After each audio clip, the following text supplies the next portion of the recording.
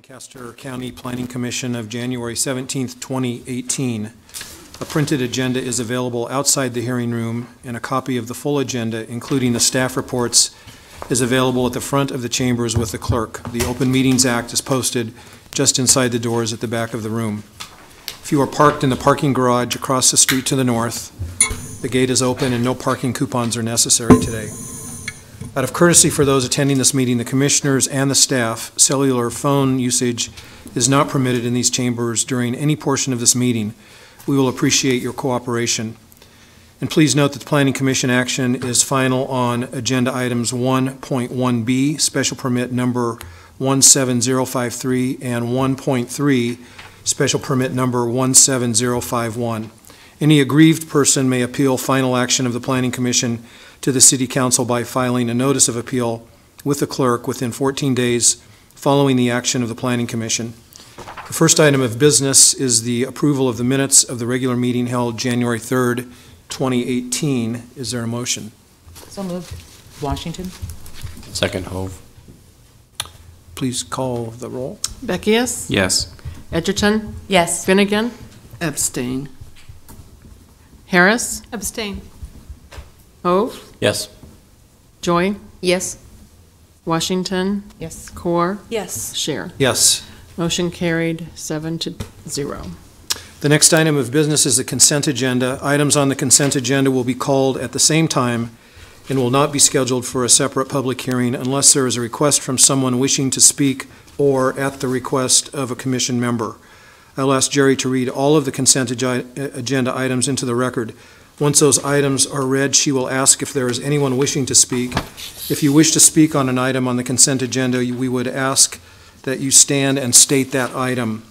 That item will then be removed from the consent agenda and scheduled as a separate public hearing under Section 3 of today's agenda. All items remaining on the consent agenda will be voted upon in total with a motion for approval. Jerry, will you please call the items on the consent agenda? Yes, before I do so, I'd like to note that items 1.2, special permit 687A, and item 1.3, special permit number 17051, on today's consent agenda are being removed for separate public hearing. We have received a couple letters of opposition on those applications. Also, I'd like to note that Commissioner Scheer has declared a conflict of interest on items 1.1A and B, change of zone 17037, and the associated special permit 17053 on today's consent agenda, and therefore he will recuse himself from acting on those items. First item under consent is item 1.1A, change of zone 17037 from R3 residential district to R4 residential district, and the associated special permit 17053 to allow for the development of a new community unit plan comprised of 10 dwelling units with waivers, 2 setbacks, and lot dimensions, both generally located at 3720 North First Street. And I would note that it is final action on special permit 17053 unless appealed within 14 days to the City Council. Are there any ex parte communications to be disclosed on these items? I see none. And I just want to make sure that no one's here to talk on any of the items that are on the consent agenda, because I don't know if we gave anyone enough chance to. Is there anyone here to speak on change of zone 17037 or special permit 17053? Awesome. You can call the vote. Okay. Move approval, Hove. Approval, Beckius. Skipping ahead there. That's okay. Okay, I got the motion, and who seconded? Either Hove or Beckius. Okay, One of the two. I'll go with Beckius Take your as making the motion and Hove second. Okay, Beckius? Yes. Edgerton? Yes. Finnegan? Yes. Harris? Yes. Hove? Yes. Joy? Yes. Washington? Yes. Core. Yes. Motion carried 8-0. There are no requests for deferral, so we will now proceed to public hearings. The staff will make a brief presentation. The applicant will then be requested to present his or her testimony, followed by those who wish to testify in support, followed by those who wish to testify in opposition. The staff will then be given an opportunity to respond to the testimony, and then the applicant shall have an opportunity for rebuttal. Each person testifying should give their name and address and shall have 5 minutes to speak unless additional time is requested and granted. The timer will go off after 4 minutes, then you'll have 1 minute to wrap up your testimony. The Planning Commission will vote immediately at the close of the public hearing unless the commission votes to defer action or continue the public hearing. Jerry, can you please call the first public hearing item? Yes, item 1.2, which is now item 3.1, under public hearing, a special permit number 687A to allow a daycare center for up to 90 children on property generally located at 4005 North 70th Street. Staff recommendation is conditional approval, and I would note that this is not final action by the Planning Commission on this item, as it does require a waiver and will therefore go on to City Council for their consideration. Are there any ex parte communications to be disclosed on this item? I see none. Rachel. This is a special permit for a daycare at North 70th Street and Kearney Avenue. If we can get it pulled up here. The site is currently occupied by a church building, and the applicant is proposing to reuse the church building and parking lot for the daycare. So this is the site here. We have 70th Street located here and Kearney Avenue there. The request is for up to 90 children and 11 staff members. There is one waiver allowing the daycare to take access from a local street rather than a collector street.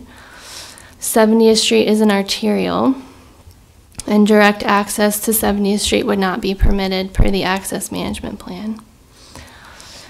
There is a large green space east of the building that will become the play area. And so, as was mentioned, we received 2 letters in opposition from neighbors to this application. Primarily, they were related to traffic. And the staff report talks about the comprehensive plan supporting daycares as providing a valuable service to neighborhoods. This site is in close proximity to a neighborhood, but it's also located on an arterial. They are not proposing to take access to the alley to the north, and the parking lot will meet the minimum parking needed for what they are proposing. So I'd be happy to take any questions you might have. Tom. Rachel, are any of the access points proposed to be changed at all from the existing parking lot? No, I don't believe so. The applicant can verify that. But Thank you. Rachel, can you tell me, the parking lot kind of abuts to that alley. Is there something that prevents them from just driving into the alley? I think there's a curb. And like I said, I don't believe they're planning to change that at this time. And the waiver, the reason for the waiver, can you explain that? Sure. So the standard for daycares with over 31 children is that they be located on an arterial and then take access off of a collector street. This daycare is located on an arterial, but Kearney Avenue is a local street. So just in general, the thought is that this location is pretty suitable for a daycare. It's next to a neighborhood, but it's on an arterial for access purposes. We don't anticipate that there should be a lot of traffic, headed west into the neighborhood. It should be more in and out via 70th Street. So those are the kind of the reasons for our support. Other questions? Thanks. Thank you. Testimony from the applicant. Excuse me. My name is Don Farrell. I live at 1600 Oto Street in Lincoln. Excuse me for wearing the hat. I have some cataract issues, and so the lights are a problem. Let me first answer the question about the parking lot and the curb. The parking lot is about 3 feet higher than the alley, And so there is a curb at the edge of the parking lot, and then there's a very steep drop off down to the alley that's dirt. And that parking lot curb is 5 feet from the property line, which is the beginning of the alley. So no, there's no intended use of that alley as access to the parking lot. My daughter Kelly is here with me, and excuse me. 10 years ago, she started Kelly's Kids Learning and Development Center in the Highlands, and my wife and I built that building. In the last 2 years, Kelly has wanted to expand and has been looking for a second location. I'm sure you on the Planning Commission understand how difficult it is to find suitable locations for child care centers. The biggest obstacle in commercial properties is finding a big enough area for the outside play area. Commercial property is so valuable that they just don't want to give up 3,000, 5,000 square feet of land to a playground. So when I saw this church property that became available, and that it had this big lot, it's almost an acre, and a big green space beside it, I thought it might be suitable as a child care center. So that's really was the impetus of us looking at this specific place. And we looked around, and there were not a lot of child care providers, particularly other than in-home, in that immediate area. You received 2 letters of objection, and I received a third, which came in the form of an email that I received on the 13th. And it said the same thing. You know, we're concerned about parking, we're concerned about traffic, and I'd like to read the response that I wrote to this neighbor. Her name is Jennifer Halden, and I believe she lives adjacent to the property, as do the other property owners. She asked about the age range of the children that would be under care, and well, I'll read you what I wrote, and then I'll clarify it a little bit. Thank you for your inquiry. The hours of the second Kelly's Kids Child Care Center will be the same as the hours of the Highlands Center, 7 a.m. to 6 p.m. Monday through Friday. The age range will include children from 6 weeks to 13 years. Now, my daughter has since told me that their kind of new cutoff point is 11, and so they don't take middle schoolers. So that was an incorrect thing for me to tell this neighbor. So it would be 6 weeks to 11 years. And the older kids would be a very minority in the population of the kids that are there, and I'll explain that. There will be one room that will be eventually used for school agers. And this really comes from the fact that Kelly, in her current daycare, she doesn't have room for school agers. And she gets constant requests from parents whose kids have aged out of Kelly's Kids. Can you possibly take our 6-year-old, our 7-year-old, our 8-year-old? And she can't. So it will be a new piece for her to add that, but she'd like to explore that, and this property provides some space for that. The Department of Health and Human Services licenses child care centers for either children from 6 weeks to 5 years or from 6 weeks to 13 years. With the larger age range licensing, the center can accept children older than 5 for after-school care and for summer care. And we see this as a service that can benefit the area. We are asking for a capacity of up to 90 children. Ultimately, the capacity will be determined by the Department of Health and Human Services, based on the square footage of the footprint of the classrooms once the building is remodeled. It is based on 35 square foot per child. We are estimating this number will not be more than 90 children.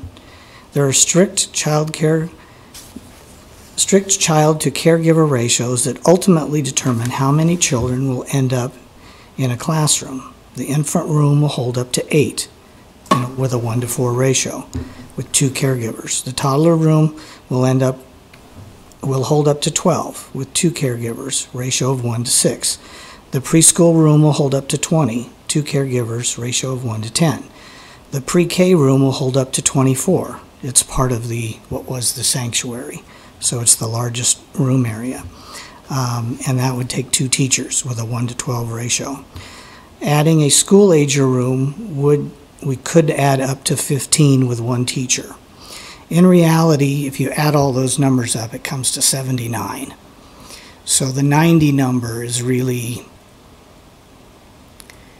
it's just the process that people go through as they look at the rooms. I actually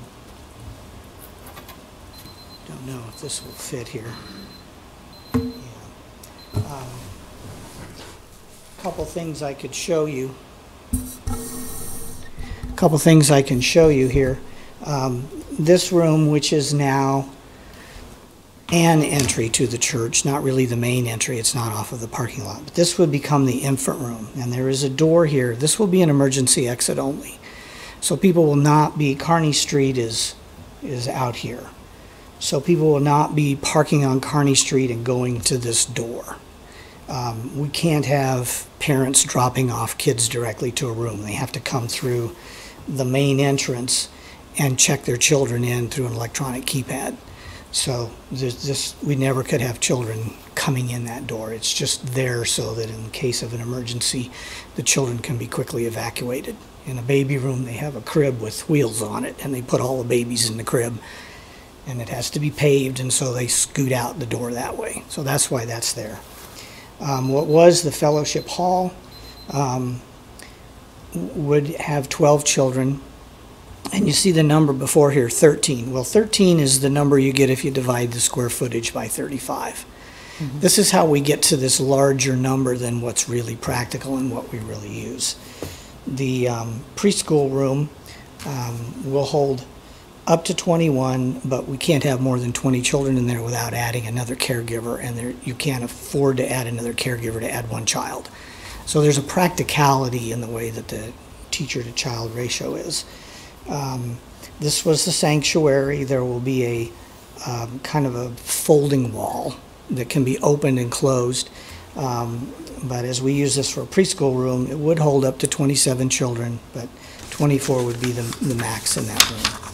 Kelly has a room like this in her current building, and she's never at capacity in that room because every year the kids go off to kindergarten and her number of kids drops way down, and then it takes almost the whole year to get back up to 18 or 20. And then there's an area here that we're sort of proposing to use for the school agers, but that's kind of going to be a little bit of an experiment. So I just wanted people to understand that the 90 comes from dividing square footage, and my daughter and I discussed this, and we both understand that 90 sounds like a scary number. And one of the letters that was written said, you know, I can't imagine 100 people in that parking lot. Well, it's just not how it works. People drop off their kids from usually about 7 to 9 in the morning.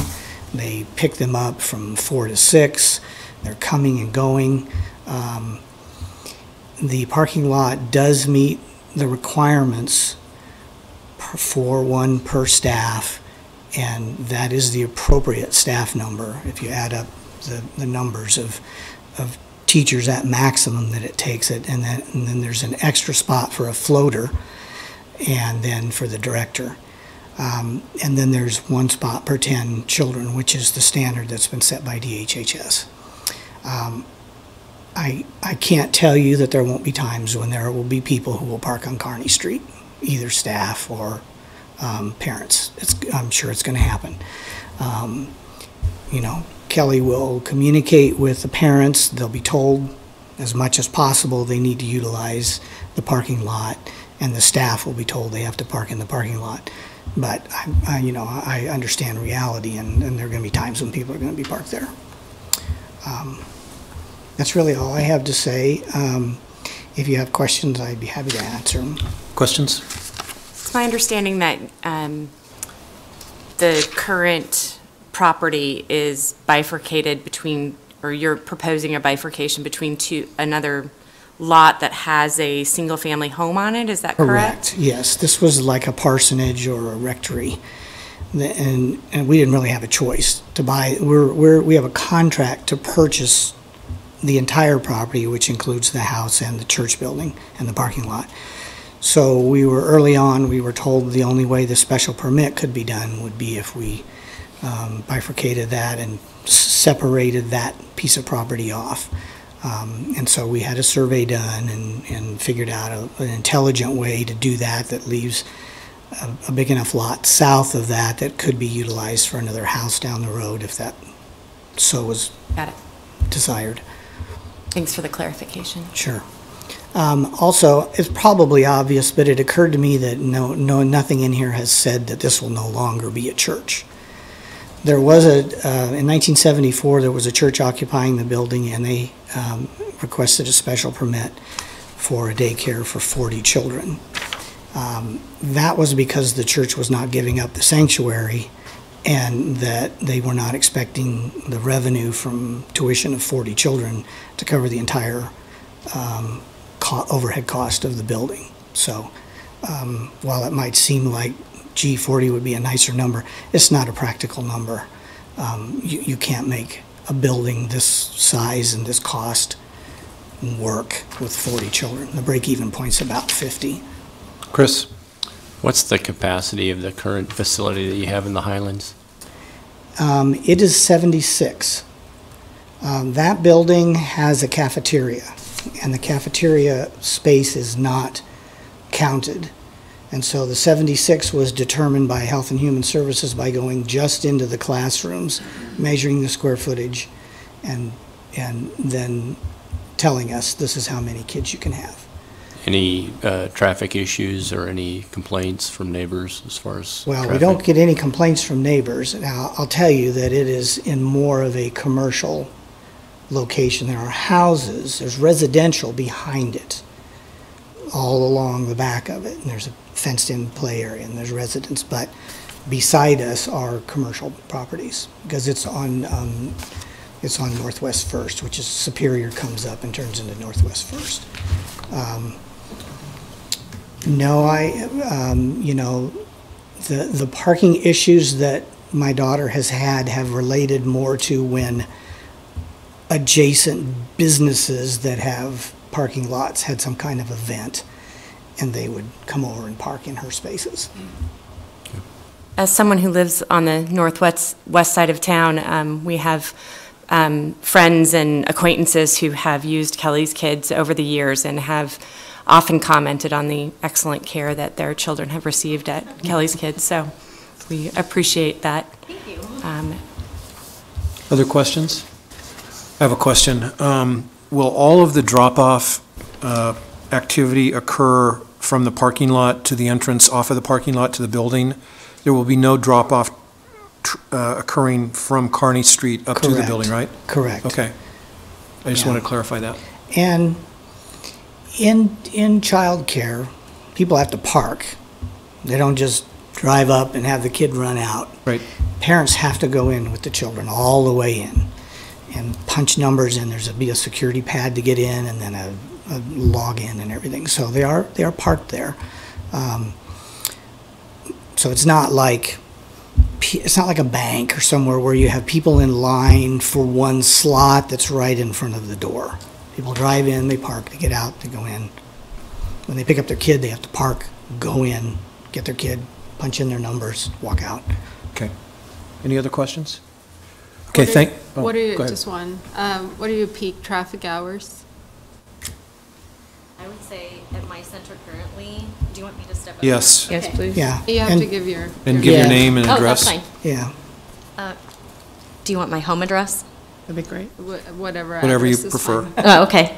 Kelly Keeney. My address is 3308 West Rose Street here in Lincoln. And I'm the director of Kelly's Kids.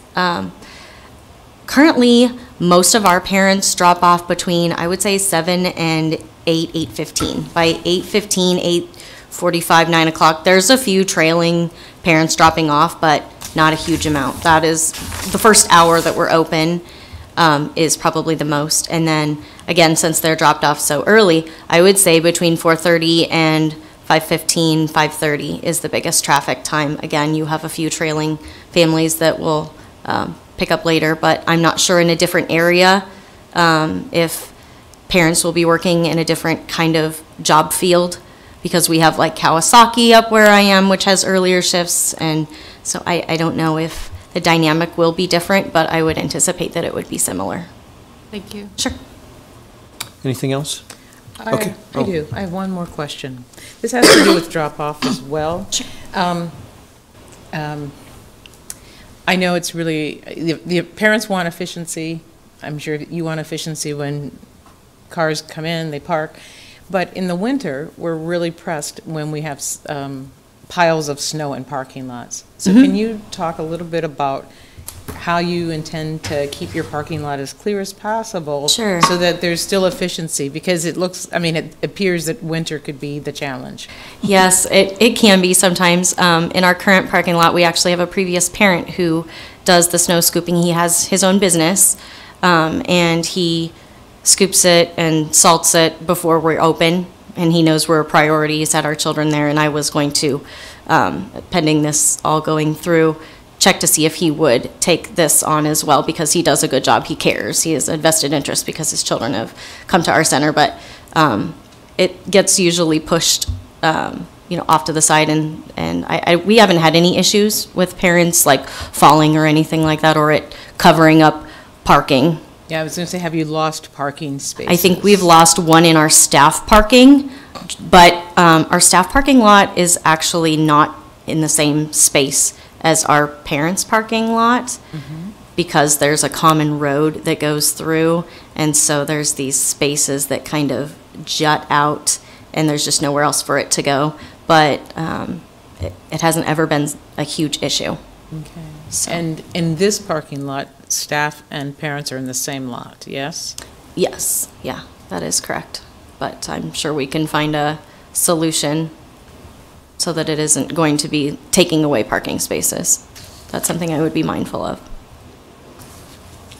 Okay, other questions? Okay, thank you. Thank you. Do we have testimony in support of this application?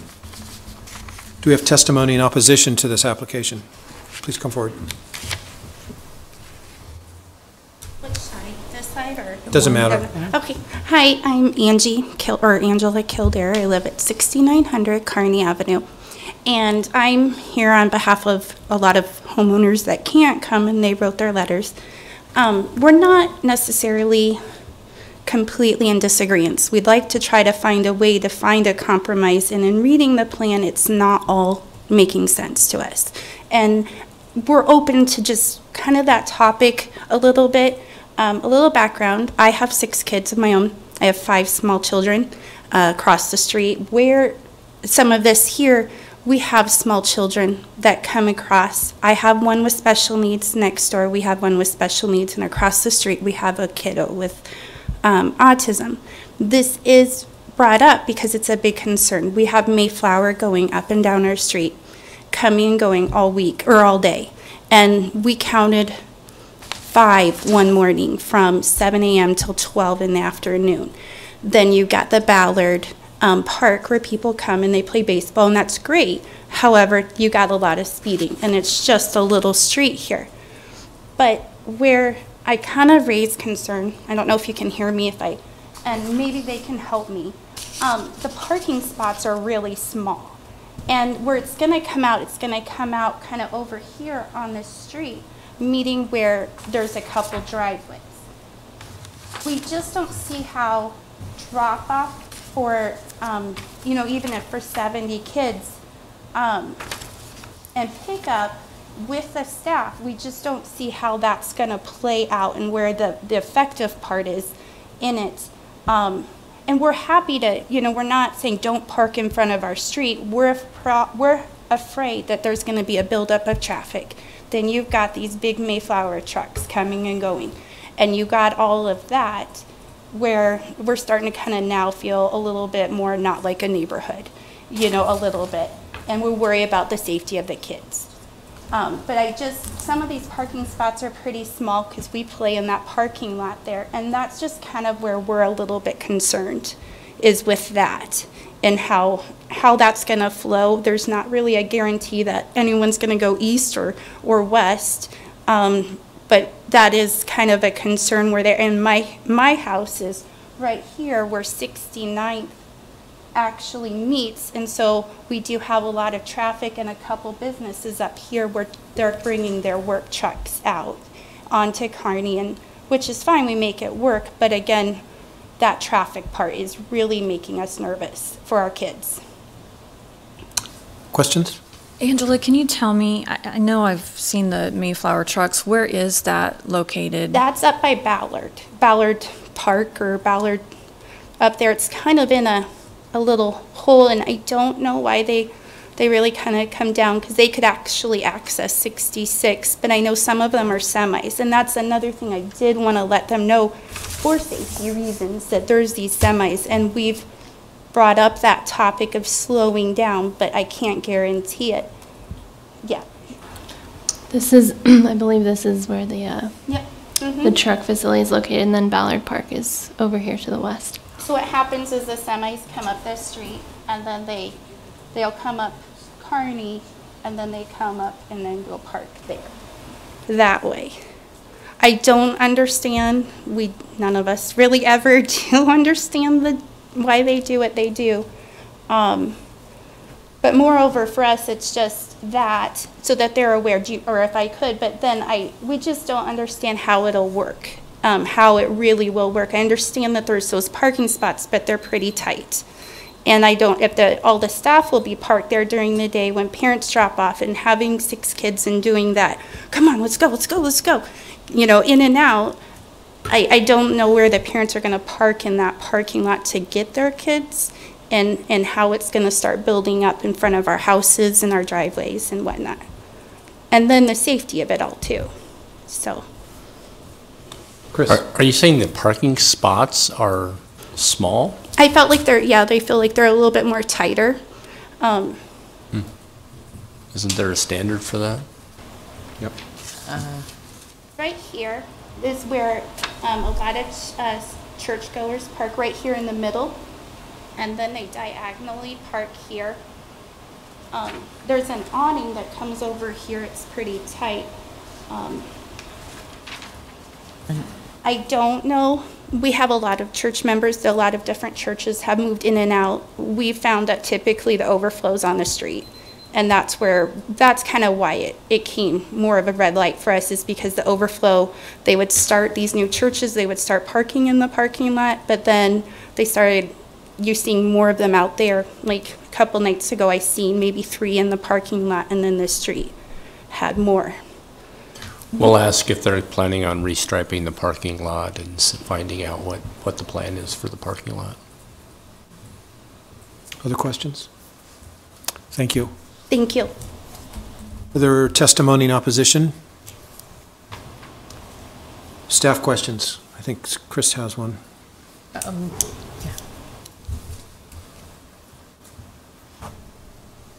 Are there any do you know of any plans for the parking lot, or did you set any requirements for that?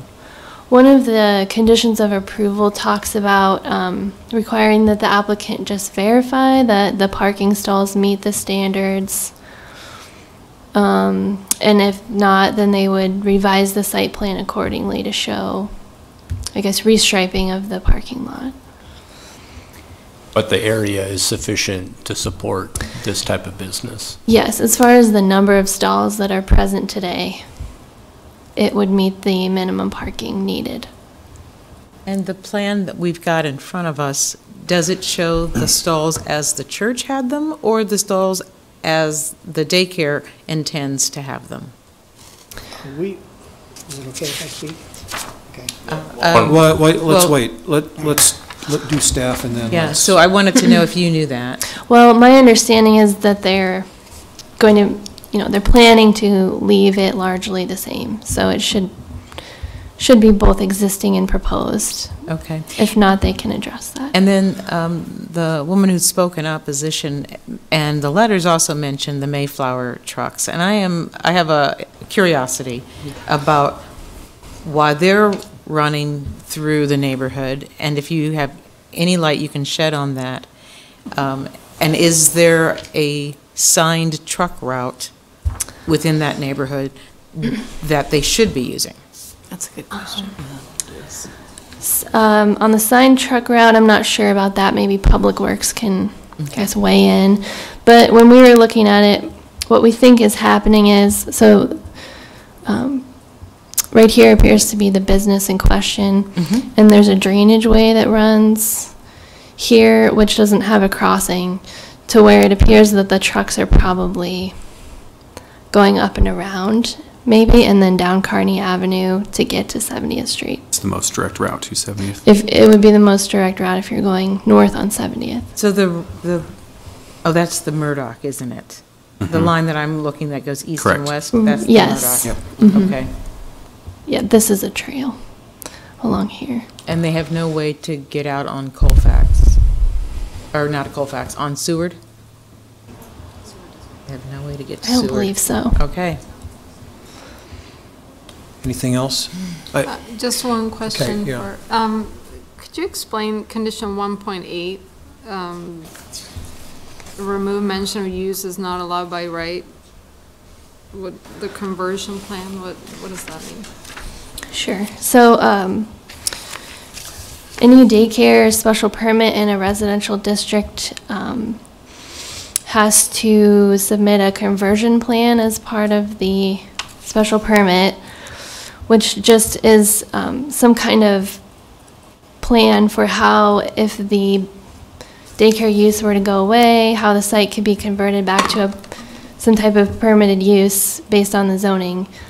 And their conversion plan just had mentioned, I think, multifamily and threeplexes, to where those are actually not permitted uses by right in this zoning district. So we just were asking that they remove mention of those from the conversion plan. Any uses that are not allowed. Right, so it'd be more like single family and two family for this district.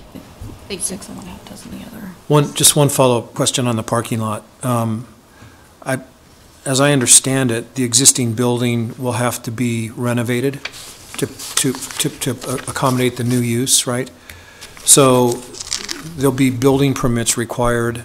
I just want to verify this. There'll be building permits required for that process, and as part of that, I believe that the parking lot will get reviewed as well through building and safety. Yes. And so those parking spots or those parking stalls will need to conform with city standards and all that stuff as part of that process, I believe, right? Is that yes, correct? that will be part of the review process for building and safety. Okay, very good. Any other questions for Rachel? Thanks. Applicant rebuttal? I have one more question for Rachel. I'm Rachel, sorry. one question. Is there anything we can do? I mean, I don't know how to say this. I'm sure that we can't prohibit the semis from going down a residential street, but, or can we? You know, it's a public street. These are all public streets. So I don't think there's any way we can prohibit them driving down Kearney Avenue that I'm aware of. Okay. But could we establish a signed truck route for safety? I mean, that doesn't say that they can't drive on Kearney. It says this is the way we'd like you to drive. Right. I may defer that question to Public Works. I see Public Works smiling, waiting for the opportunity. And certainly that it would be, we would be remiss to connect anything like that to this particular thing before us. Yes. But that doesn't mean we can't try to resolve more than one issue. Bob Simmering, Public Works, and if you're saying, can we put up a sign that suggests to a truck driver to go a certain route, I would say that you do not know any truck drivers. All right, that tells me that. And I think the thing you'd have to take into consideration is if you restrict that route, where will they go? So the easiest way to restrict a route from trucks is to do a weight limit, but that affects everybody, and then that pushes them into another street, and then the same question is going to come up. So it's quite a complicated process. Okay. I guess I'm trying to follow up, and since they could use a number street, I mean, I'm wondering, yes, you might want to just go east to go to 70th, but if you could use 66th and then go east on, you know, a bigger street, but if that's... I think somebody could look into that. I'm not sure that there's an answer to that that would be something we could enforce. Right. Okay. Okay. May not be enforceable, but it may be worth someone having a conversation with the company to see if they might be willing to talk with their truck drivers about different opportunities. Yeah, or small children and their trucks. Is 66th Street a connector here in this part of the neighborhood? Pardon? Is 66th Street a connector in this part? I couldn't tell you without looking at the... I think it's just a local. Probably. And so I think we're talking about a local versus a local. A local and a local, well then... And I don't know that we're gaining anything necessarily. Right. Yeah. You have it. The only thing would be to Eve has diversify so that they're not all coming down one way. Yeah. Steve Hendrickson with the Planning Department. Basically, there is no way to get in not going past other houses. Yeah. 66th Street to the north goes past houses, 66th Street to the south goes past houses, Colfax goes past houses, and Kearney goes past houses. I mean, so if you blocked off the end of Kearney, they would just do more on the other streets. So, and unfortunately, this circumstance, this little bit of area of Seward, because of the drainage way, you have to go past other residential houses, and the existing zoning is there. And So Steve, in terms of a current circumstance, there's really not a good path. And how far off of Lexington are we here? To the south, you're several blocks down to Fremont, and Fremont serves excuse me, as more of the collector. It's about 3 or 4 blocks to the south. Okay. So you're going so past, I'm assuming we're about 6 or half dozen. Yeah, in terms unfortunately, of it's about 3 or 4 arterial. blocks in all directions that you Right. have to go past houses. I'm not saying it makes it right to go past Kearney or Colfax. It's just there's not a good route that you could move everybody to. Yep. Thank you. Thank you. Thanks. Thank you. Any other questions for staff? Okay, I think we're ready for applicant rebuttal. If you want to say anything to close. Well, I wouldn't characterize it as a rebuttal, but I'll try to add some clarification. We too are concerned about the trucks. Now, I tell you in all honesty, I've probably been to the site 15 times in the last couple of months, and I've never seen a truck there, but I completely believe the people in the neighborhood saying that there are lots of trucks that drive on that street. And I'm not really pleased to hear that that is happening, and was more hopeful than I am now after hearing that there might be a position where the city could encourage them to take another route. So we get that, and I don't know what the solution is. To answer the parking lot question, this is the in, and maybe that's obvious because of the way the stalls are, but this is the in and this is the out. And it would be our intention to keep the parking lot as close to this or as efficient as it can be redesigned. We know that through the process, we have to have an architect to get things approved. We had to do this at Kelly's Kids. We had to have the parking lot designed and striped and all of that. And so these stalls are about 9 feet across, and then the ADA stalls are larger. I don't know what the current standard is, but we will be working with people who do, and it will end up being whatever it needs to be appropriate, to be right. I don't really have anything else to say. I just wanted to clarify that, and then if there are any other questions. Dean has a question. And it's probably for Kelly, but Kelly, how many of your families have multiple kids at daycare? I mean, we're looking at 76 cars, but I don't think that's Definitely not, no. We're licensed for 76 on a regular basis. We have somewhere between 65 and 70 children at my current location.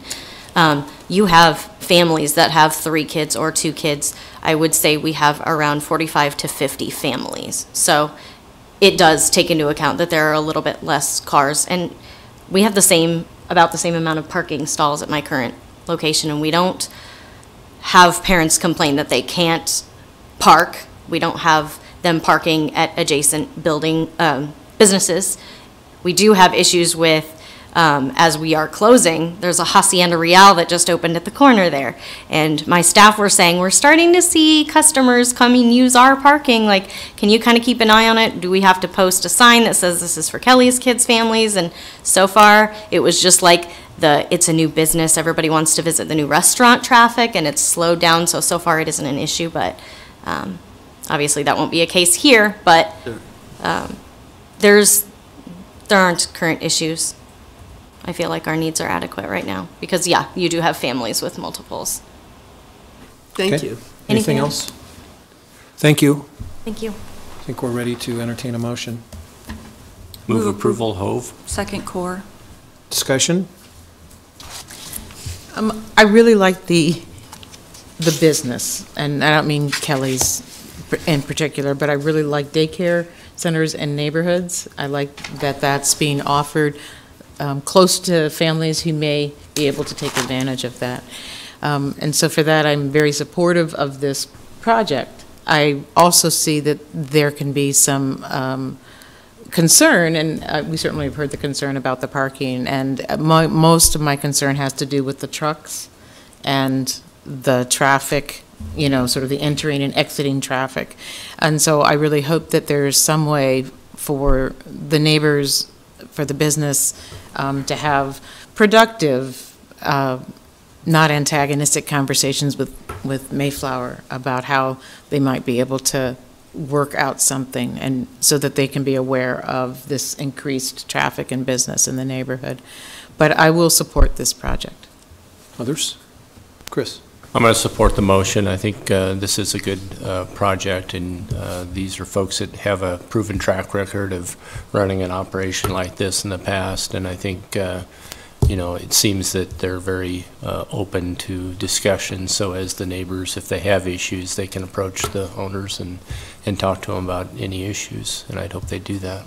Yeah, I agree, Chris, and I think I will also support the motion. Quality childcare is a key need in our community. It's a quality small business. Having been associated with a childcare that was located in a neighborhood setting for several years, they can be really great neighbors, and there can be great collaboration and connection with the neighborhood, and encouraging the neighborhood to and the new entry to the neighborhood to get to know one another and find ways that we can really work together and make it a stronger neighborhood for everyone. Anybody else? I support it. I agree with Chris and Tracy. I think it's a great project and good proven track record. Tom. So I'll support the motion because of the closeness to the closeness of the use to the arterial. Mm-hmm. I think that the majority of users will actually use the arterial. The use isn't so as necessarily important to me as it is for other commissioners stated, but the access to the arterial, I think, will actually have a smaller impact to the neighborhood than it could if it were more centrally located in the neighborhood. So I will support the motion. Anybody else? And I am going to support the motion also. I don't like to see buildings in neighborhoods be dark, and so I think this is a good use that's coming back into a building that needs to be productive in a neighborhood, so that's a good thing too. I think we're ready to call the vote.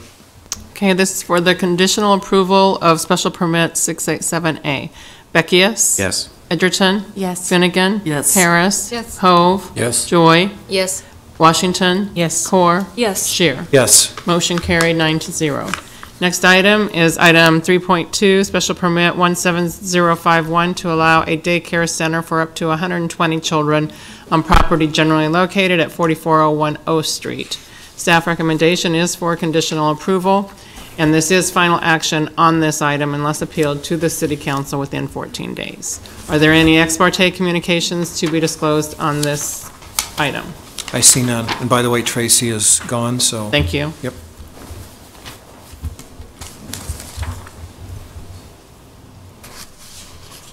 George, sorry. Thank you. George Wesselhoff, Planning Department. So we're located here on O Street between South 44th and South 45th Street. The zoning is O2 office.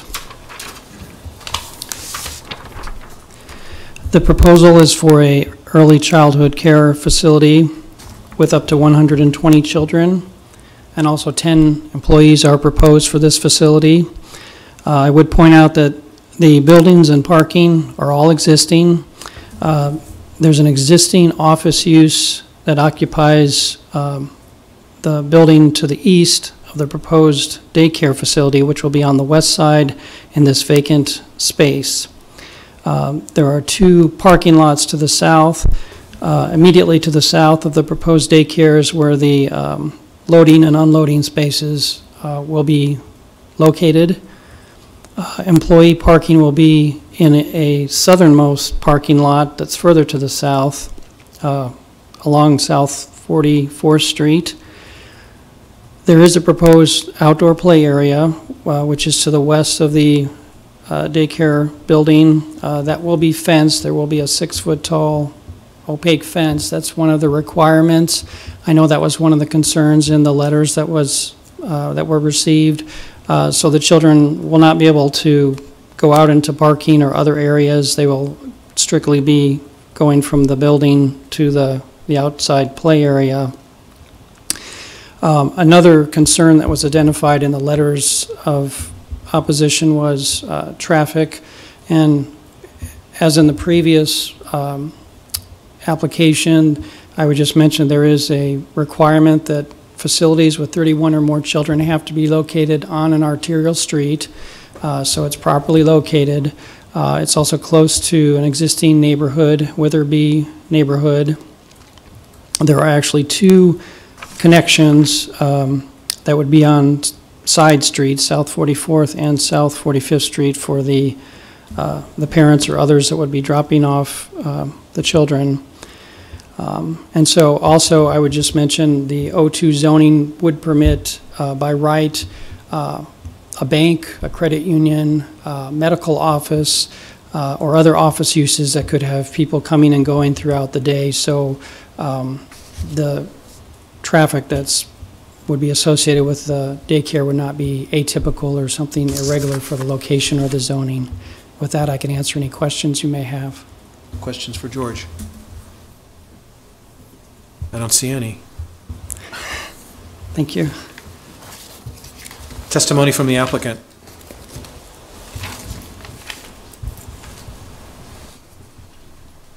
Hello, my name is Alan Schmidt. I'm with Hutchinson Architects, representing the owner and listed as the applicant on the building. But I'd like to introduce Scott Morgan, which is the building owner, to kind of better explain the use of the rest of the building and everything. Sure. Scott Morgan, 4401 O Street. So currently we do have roughly 24,500 square feet in this facility. The existing building, 2-story, is being converted from single tenant to multi-tenant. The existing building, 1-story, has been open and exposed. It's been less than a white box for about 20 years. And so when we had our proposed tenant come to us who has lost their prior lease, they've been in business with the daycare for over 5 years.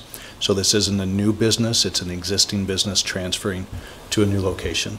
So our intention is to convert that roughly 4,500 square feet from, again, less than a white box into a good finished space, centrally located in a desirable neighborhood for our tenants. Okay. That's all I have. Questions? What's the current capacity of the existing facility or where they're vacating? Do you know? Roughly the same numbers. They're roughly 110 in a slightly smaller space. And the neighbors had some of the letters we got had some concerns about the children being in an area that was adjacent to the roadway. I mean, I think the fencing helps certainly address whether or not children are going to jump out into the street. But I look at that and I'm just curious. I mean, that seems like a fairly small outdoor play area. How many, do you have any idea what the capacity of that play area is? It meets the codes. I mean, we Meets followed code. through, yeah. I mean, it's slightly larger than what's required. Okay. And I think it's over 1,500 square feet. And what's the occupancy of the rest of your building? The rest of the building,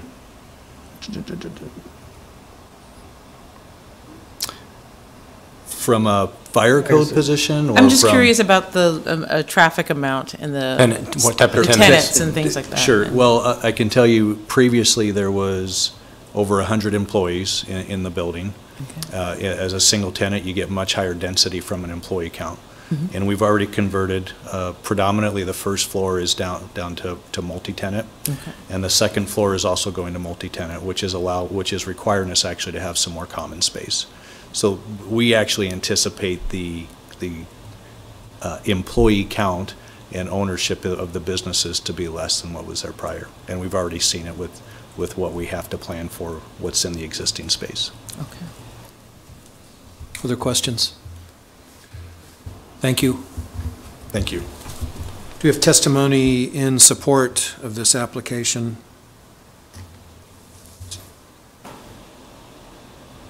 Testimony in support? Is there testimony in opposition of this application?